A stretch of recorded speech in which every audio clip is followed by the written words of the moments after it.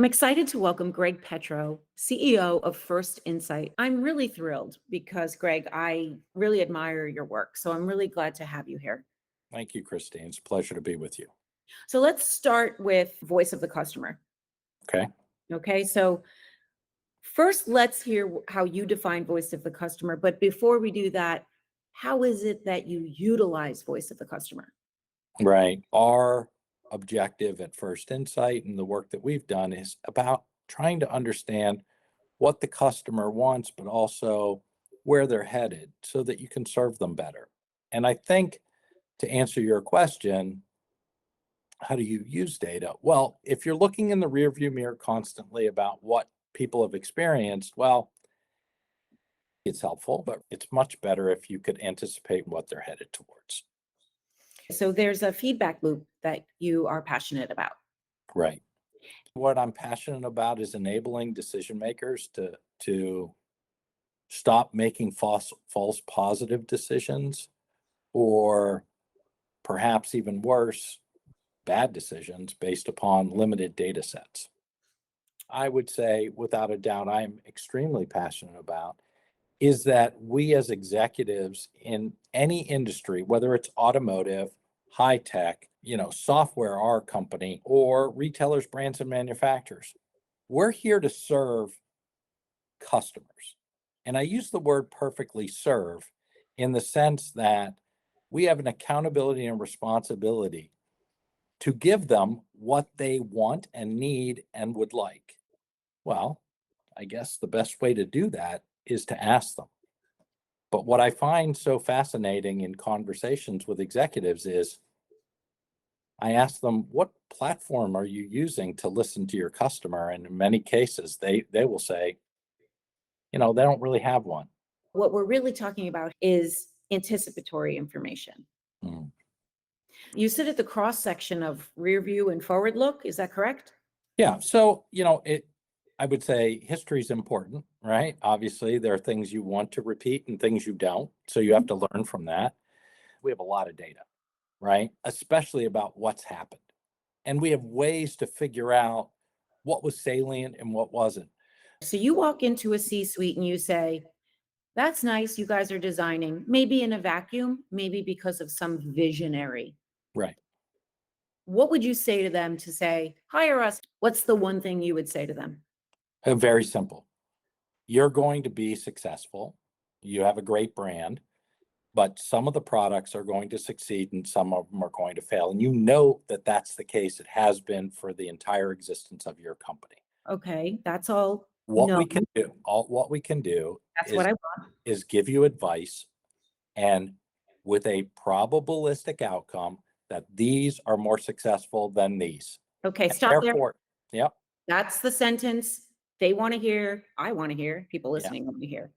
We can tell you probabilistically, is that a word? What will succeed and what won't. yeah, That's why we're on this call. We will tell you why you can succeed probabilistically or not. right. And more emphatically, if I were just simply starting out, I'll guarantee 3 to 9% gross margin improvement. That's 300 to 900 basis points. Awesome. The reality of the situation is that we need designers to create. We need merchants to have a point of view about their customer and what they represent for their brand.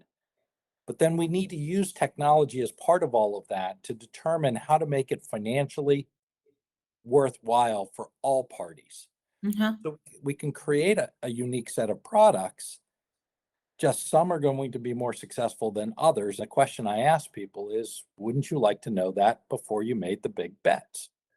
So Right? how? Well, simple. You take products that are in design phases, right? In their creation phase of product development early on.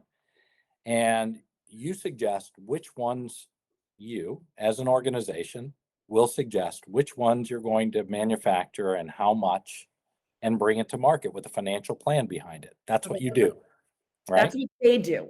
That's That's what what they they do. That is the current process, What do right? you do? So what we will do is we'll take those products and we will test them in the design phase before all the inventory investments are made, and we will weight the inventory allocation the higher sell-through items and the lower sell-through items.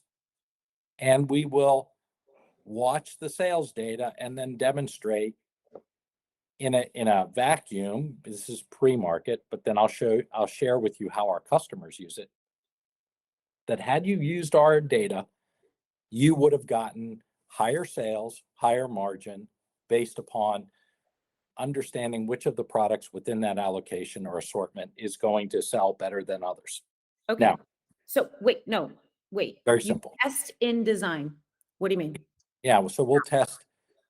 Right now, we are testing, I dare to say, almost every product category, in soft lines, hard lines, accessories, electronics, in the design phase, as early as a sketch to a silhouette design with an overlay in CAD of patterns, all the way through a sample. If you wanted to create a sample, which is kind of crazy at this point because you can do it in CAD and get the same result, all the way to a sample, to an actual viable product. And then we'll help the company determine what to buy or manufacture, what is likely the best retail price,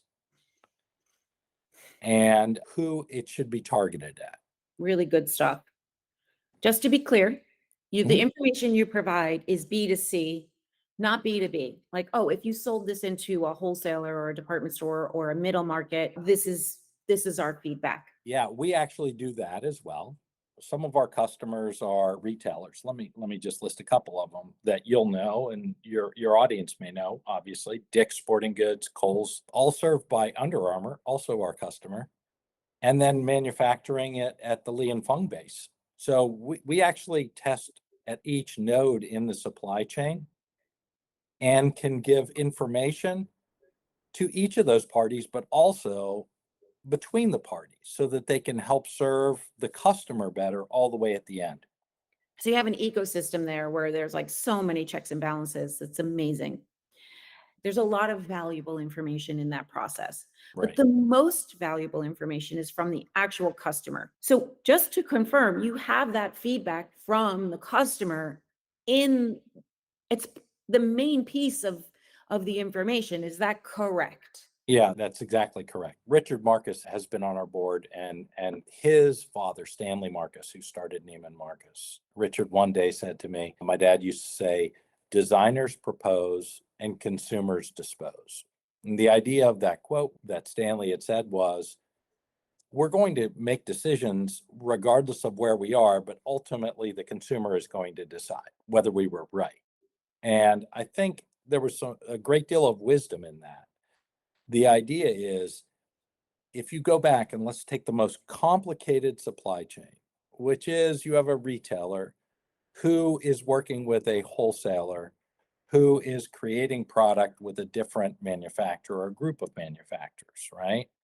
And there are distribution points beyond that. Each node of that connection is dislocated from the end consumer, to your point. And each node has biases about what the consumer wants.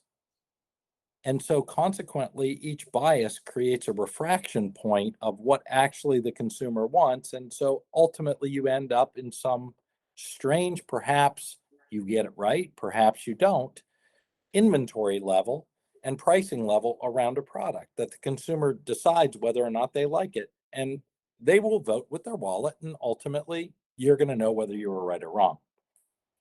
And what we're doing is connecting all of those dots in a singular view of the customer.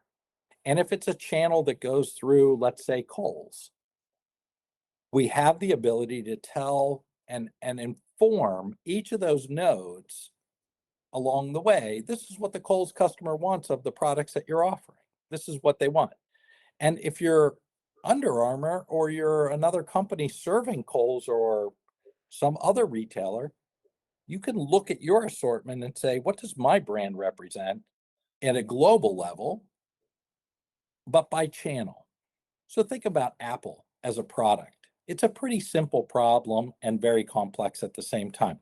They sell an iPhone.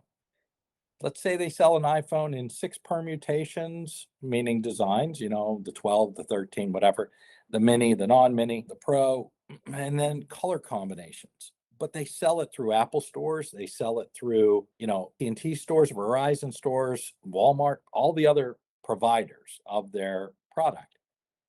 Well, getting the permutations of what a Walmart or Target customer wants from an Apple product, right, is really, really important, but it's different than the Apple brand.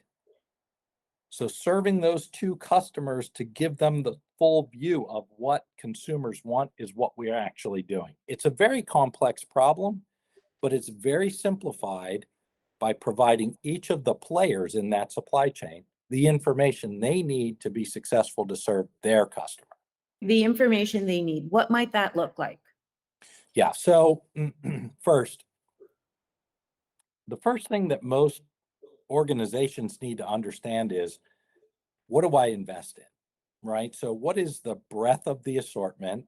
What is the permutations, the colors? If we're looking at blouses, how many blouse designs, silhouettes, colors, etc. So one is, we call it product selection, right? Which ones do you want and how are they going to interact? So that's the first data point. If you add a new blouse, will it give you more customer reach, acquire more interesting customers in your brand, or is it going to dilute your brand, right? Are you going to lose some existing customers? Second, we're going to give you pricing. We're going to actually forecast the average unit retail of the product over its life cycle. How does that perform? That way you can manage the profitability of the entire supply chain. Next, this is all out of a single insight, by the way. Next, we're going to give you information around segmentation. Hey, here's my existing customers, here's net new customers. How are they reacting in different pricing models against these different product permutations? And then last, the full breadth of what we call interactions analysis, which is the dynamic nature of adjusting that assortment by either segment, price, or product grouping. So all of that comes in an interaction that we have with a consumer base that you profile and decide, this is who I want to listen to. And then we're able to do that in less than 24 hours. We get the information back to you. It's available online, and decision makers can then go out and say, okay, I have some critical decisions to make, right? Okay, so what you do are those four data points and more, but you have identified four core ones.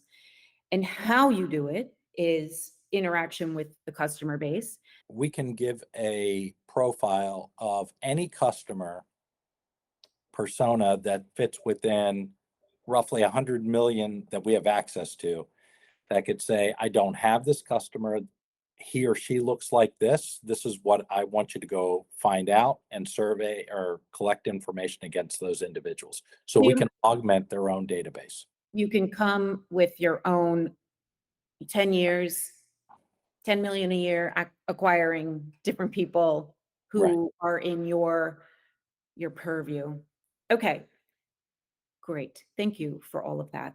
Two things that I would like to share with you and the audience. Number one, we've spoken a lot about the platform in the four areas and how the technology is used, but we also do more than that. That's on the product side.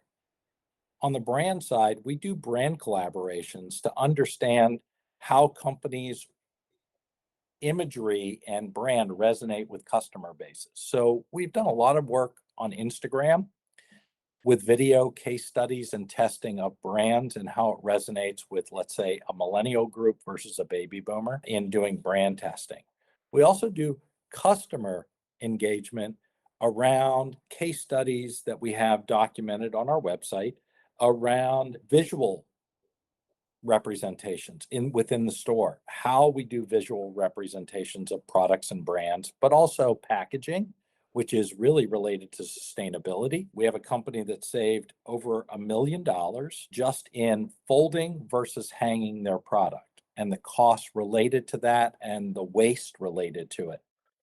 And then last, on the employee side, in engaging your employees to understand benefits and other things that you as a company or brand want to offer to your employee base. So those are the sort of overarching 4 areas that we at First Insight serve. To speak to a specific case study, the one that I always go back to actually has been around for quite some time, which is David's Bridal, an iconic brand, interestingly enough, who's been a long-term customer of ours. And I like it because it's been documented and written up quite a bit, but also was written up by Gartner. We were able to not only help them in their process of creating and designing wedding gowns, which, if you think about it, what more intimate decision does a person make than a wedding dress? And not only helping them figure out which products are going to resonate best, and they've said we've helped them define the number 2 dress of all time that was actually never going to be brought to market. But more interesting, that we were able to save months out of their design cycle based upon testing products early in the design and figuring out which dresses to bring to market. Our tools are being leveraged in ways to figure out silhouettes and pricing and how products or product designs, different product designs, are going to resonate with different customer segmentations. As you can imagine, if there are going to be products that are currently in the existing format and then designed differently and wanting to resonate, it's certainly something that we as an organization have been involved in with companies throughout their product design cycle from the inception. Our customer base is now a little over 200 globally, represents, if you add up their revenue, about 750 billion. So it's about a quarter of the global retail market. We have a number of examples of companies that we serve that have benefited greatly, and we're appreciative of that and glad to be a part of it. But we see ourselves as only a piece, right? Those decision makers are the people that are responsible and accountable for their results. And I think a lot of them are great leaders who want data, who want to understand how to leverage that data to make improved decisions. My favorite article, by the way, in our history has ever been was when we were called the Black Ops of retail. We'll sit behind the scenes. We're humbly, be happy to serve our customer, which is whom they are, and let them enjoy the successes of it. Well, I have not seen that article, but I came to that conclusion. I do believe that software is a tool. It's like air conditioning. It's when it's comfortable and it's working, you're great. And when it's not, it's 90 degrees, you're very unhappy. Retail is, as you know, it's a brutal industry. The shelf life is getting shorter and shorter. Leaders that don't use data will not, their brand, their retail space won't be around, and it's just getting faster and faster. So here we are. You're at 25% of the global retail market. I think you should work harder. That's, why isn't it, I mean, that's quite an accomplishment. We're trying. Thank Yeah, you. that's really great. We do a lot of other categories. We do travel, leisure, and entertainment now, and experience can mean a lot of things to different people. This is the definition from our perspective of what experience management means. It can be encapsulated this way. Experience is something that you can view and review and has a value associated with it. It isn't for us and our organization the idea and concept that are you happy or are you not happy with the bathroom, or is the store clean? That's a part of it for us. What we're trying to help companies figure out is when that person engages with your website, your brand, your products that you're selling, the transaction, the pickup, the return, the holistic pieces from end to end, are they likely to pay more or less for that experience? Right? Think about the final mile that companies are investing in millions, in some cases billions of dollars to get it to you today. Well, does that matter to you? Are you willing to pay more for that? Because there's a cost associated with it, right? Is that actually going to increase your customer loyalty, your satisfaction to the brand and bring it up? Is that a parity situation, or would you be okay? And oh, by the way, if you're a millennial or a Gen Zer and you're getting 16 boxes as opposed to one a day later, is that really what you want? So we did a lot of work in around sustainability with the Wharton School of Business, the Baker Institute there, about generational understandings of experiences related to sustainability and are people willing to pay for it. So from our perspective, the concept of experience management is very holistic, but it still comes down to a very simple concept for us. Are people willing to transact on it? And what's it worth? Because business is about the transactional cost. It has to be measured. So the investments that people are making around in-store experience, sustainability experiences, whatever it is, are they actually worth it? And how are you going to benefit from it? So what you're saying is, let's take sustainability, let's focus on not product development, let's talk about packaging, okay? Mhm. So let's say we have a brick and mortar scenario. Stores spend a lot on tissue paper in the Mhm. packaging, actually. Right. Yeah. So the question would be, since there's a cost to it, to the customer is, would your experience be diminished if we remove the tissue paper because it's a sustainable decision, or would you actually be willing to pay for tissue? Right. Wow. Or ask yourself this question around a luxury brand as an example. Let's take a hypothetical. LVMH, Louis Vuitton bag, right? Comes in a beautiful box, in a beautiful bag with beautiful tissue and then a wrapping, and etc.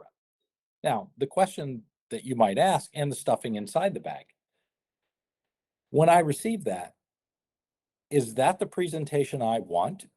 Okay. And by the way, it comes in a carton and the carton's been wrapped and maybe it has a bow tie on it, etc. I don't know, and a gift card, etc. Here's where I would add to the complexity and maybe the interesting data.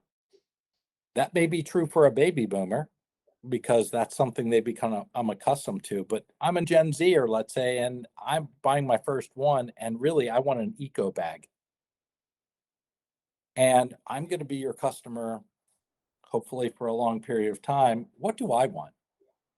And what am I looking forward to in the brand? How do I want these to be served as a customer going into the next generation? Really great points. Our responsibility is to help our customers be successful. And by virtue of doing that, we will win every time. Thanks for coming to What's Just Happened, because that's where people learn. They learn with me about solutions that help grow retail businesses. So I really appreciate your time, Greg. Thank you for having me, Christy.